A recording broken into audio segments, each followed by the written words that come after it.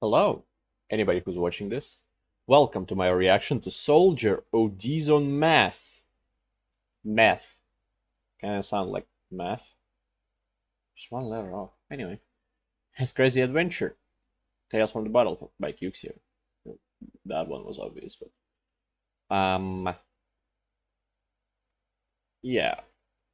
Doesn't OD usually means bad things? Like maybe not death specifically, but something close to that.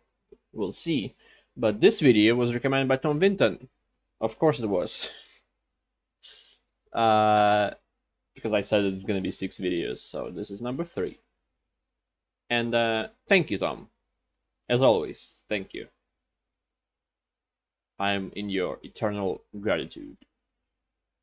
And if you want to be like Tom, you can recommend me a video through a donation link in the description below, and I'll react to your video as soon as I can. But for now, let's start this one. You may have heard of German soldiers using the substance Pervitin during World War II.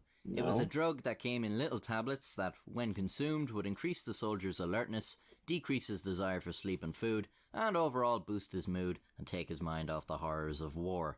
And this was all thanks to the amazing power of meth. Yes, Pervitin was methamphetamine, which in small doses was a useful tool for soldiers as it provided the aforementioned effects. However, larger doses or long time... I guess that makes sense because, like quite some time ago, cocaine was used for medical purposes, and some other drugs too, including methamphetamine. Started to present problems: agitation, irritability, sleeplessness, hallucinations, delirium, psychosis. Hell, you probably don't need me to tell you why meth is bad. You've more than likely heard stories of meth binges where the user doesn't sleep for days and is completely off their gourd the entire time. Wrestler X-Pac was a meth addict for years and has told a story of a particular time when he took meth and stood in one spot for 2 or 3 days until someone found him. His feet had swelled so much that they burst open his boots. So today I will tell you a tale of a World War II soldier accidentally overdosing on Pervitin during combat and ending up alone in the freezing Russian countryside where he had to survive for 2 weeks, all the while tripping balls on meth. Born in 1917, Imo Koivunen was a Finnish soldier in World War II. Despite eventually fighting against the Nazis, in 1941 Finland unofficially allied with the Germans against their common enemy, the Soviet Union. In 1944, Imo Koivunen found himself on ski patrol in Murmansk Oblast, Russia.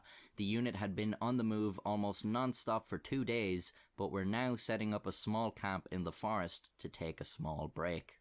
Unfortunately, they were interrupted by their sentries opening fire. The Russians had found them. A firefight broke out, but it soon became clear that the Russians outnumbered the Finns and were moving around to surround them. Their only hope was to escape. The Finnish company started to retreat, with the Russians in hot pursuit. But not that hot, the temperature's below freezing. As the two sides exchange fire, Imo takes the lead. He estimates there is at least a platoon of Russians after them, and they seriously need to pick up the pace. However, Imo's need for speed is hampered by his lack of sleep. Despite the life-threatening circumstances, he's losing strength and starting to drift. The men behind him call out and tell him he needs to move faster, but his body is in protest, and so his need for speed is replaced with a need for speed. Imo had been entrusted with the unit supply of Pervitin, and now realized he was going to have to take some to stay awake. However, in the panic, he is unable to remove just one pill from the bottle with his mitts, and instead has accidentally poured the whole thing out, around 30 pills. I'm gonna guess the sleep deprivation had clouded his judgment, because when he sees this, he just decides to eat all of them. God only knows how he swallowed 30 fucking pills without water. Not long after, Imo is reinvigorated, and he and his unit are able to successfully lose the Russians. It's just like they always say, kids, drugs are good for you. However, as time passes, Imo starts to notice the other effects of meth. The landscape appears to be changing form around him, and he drifts in and out of consciousness. After this point, Imo can only remember parts of the story, as if it were all a dream. His altered state does not go unnoticed by his unit, who are so worried by his delirious state they take his ammo off him, unbeknownst to him. Imo Oh. fades out of consciousness, and when he snaps back to reality, he has no idea how much time has passed, but he is alone, with no magazines for a submachine gun and no supplies in his backpack. So begins 2 weeks of isolated survival, tweaking on meth. Imo recounts that he had largely lost sense of time, and much of his journey consisted of him regaining consciousness while he was in the middle of doing something. He would often become lucid and have no clue how he got there, or how long it took, or why he was there. It's hard to know what was real and what was hallucination. The first thing he decides to do is head back. Like, not knowing why you're there, it's kind of like a ADHD thing. I'm curious if he had that and that was like improved, increased by meth. Maybe. Back to Finland. So, with Maybe compass in he hand, did. he plots. Actually, maybe he didn't have that, and that's pure meth. Meth ADHD. That's The just first thing he decides okay. to do is head back to Finland. So, with compass in hand, he plots Okay, his course and goes on his merry way. Soon he is arguing with the boys about where they are and where they need to go. He sees smoke in the distance and realizes there's probably a camp there where they can ask. Then he wakes up and he is falling down the slope. He had imagined the whole thing, except for the smoke. It seemed that there really was a camp not far away. Okay. Imo skis towards the camp. It must be the Germans. They'll look after him. Well, actually, it was the Russians. Yep. And now there's no way back. With no ammo, Imo just skis straight through the camp at full pelt. Shots are fired at him, and a few soldiers give chase. The chase goes on for an hour. At times the Russians are a mere 20 meters away, but eventually night falls and a storm breaks out, and Imo loses them. He sets up a fire and makes some tea from pine buds. Then he lies down and goes to sleep. Much luck. However, after a while he sees a pair of eyes shining in the darkness. It's a wolverine, and it's creeping dangerously close. But does he there? Terrified, Imo unsheaths his knife. The wolverine lunges at him. He thrusts his knife forward. He wakes up. He has just punched a tree. The compass in his hand is now broken. After another day of skiing, Imo comes across an old friend. They rest under the spruce trees and chat, before the friend says they should get moving again, and so they go off. Imo wakes up. He is once again alone, and is now missing his gun and his backpack. He's even lost his cooking pot, so no more tea for Imo. Another day and night of skiing, and Imo comes across an abandoned cabin. He enters and finds a small pile of wood. But does he up though? For a fire, although he's so fucked, he just builds it in the middle of the floor. He finds an old tin can and uses it to melt snow. With no pine buds to make tea, he just has to drink the hot water. Honestly, him putting a campfire in the middle of the room might be better. Because if he did it where it's supposed to go, then a lot of smoke would start coming out from the building, from the house. And he might be noticed by a nearby Russian unit. But this way he will live in smoke, but he releases less to the outside. So maybe that helps him. He lies down next to the fire. Of course, being on the floor, the fire spreads. But this is the problem, doesn't seem to bother Imo though, and he just moves a little further away every time it gets too close. Eventually, the cabin is completely burnt and fucking collapses. There is a nearby furnace which Imo sets a fire in, and he falls asleep next to it. The next day, Imo follows a ski track to a guard post. This time, it must be the Germans. He gets close and calls out, but there is no answer. He takes a few steps towards the outpost before being blown on his ass. Imo has stepped on a mine. He's alive, but his left foot is fucked up. The guard post belonged to the Germans, but they had since mined it and abandoned it.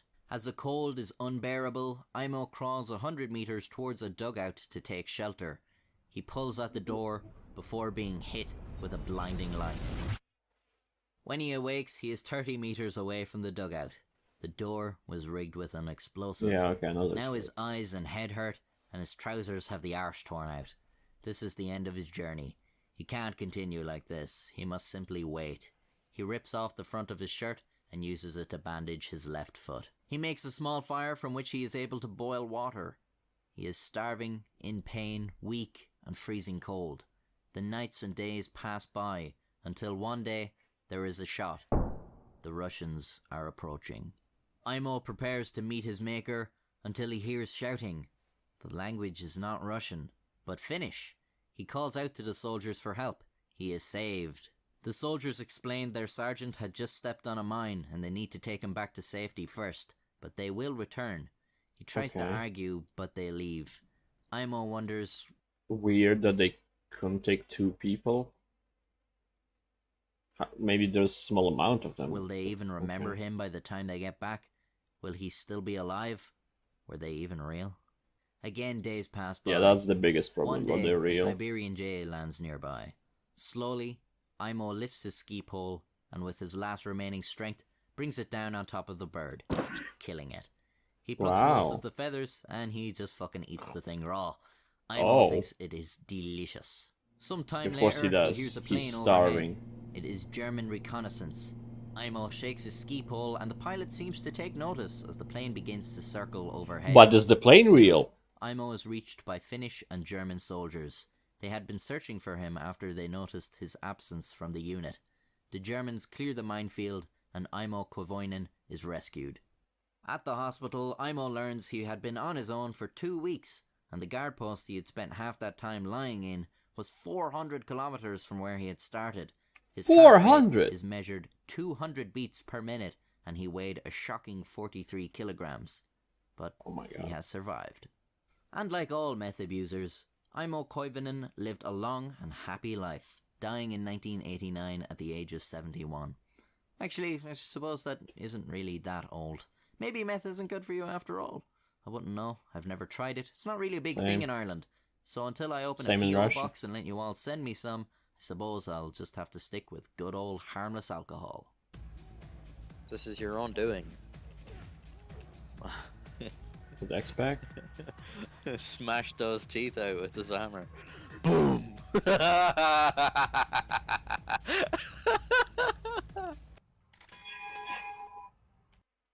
Okay. I guess he has a Let's Play channel? Or maybe just a variety channel? Interesting, okay. Oh, I know this story. World War II soldier fought until 1974. I can't remember it, but I heard it before. It's a Japanese guy who... I think he did not know the war ended and he kept like hiding away by himself so nobody could tell him that the war ended. I don't remember. But it's quite a story. Anyway, this was also quite a story. And also a guy who was on his own. I'm telling you, he has immense amounts of luck. Just holy shit. Even that bird just randomly landed next to him.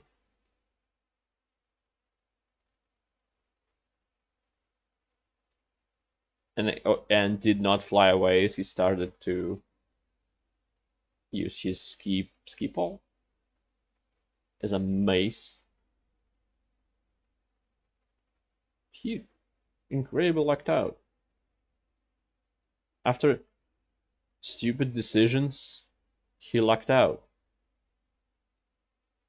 Like, he was sober when he took all that meth, and he was everything else, every decision after that, you can say that, like, doesn't matter how stupid it was, he did it because of meth he was on. So I'll give him that, but still he's lucky because 400 meters alone, kilometers, 400 kilometers alone in what I would assume, no, not Siberia. What would that be, Siberia? It's way too far away. I don't think anybody reached Siberia in World War II. But I guess winter because a lot of snow. Even St. Petersburg doesn't have that much snow. It's probably melted by this point there too. And that's one of the... Shut up, car. Oh, the biggest... Not big. It is the biggest north town. Anyway. Thank you. Anybody who watched this. Anybody. And thank you, Tom, for recommending this to me. And I hope to see everybody next time with another Cuxir video, because there's 3 left. Unless I blanked out and I reacted to some of them already. But I'm not on meth, I promise. I'm just sleepy. I'm in before meth situation. Yes, thank you for watching. Goodbye. Have a great life, because one of us has to.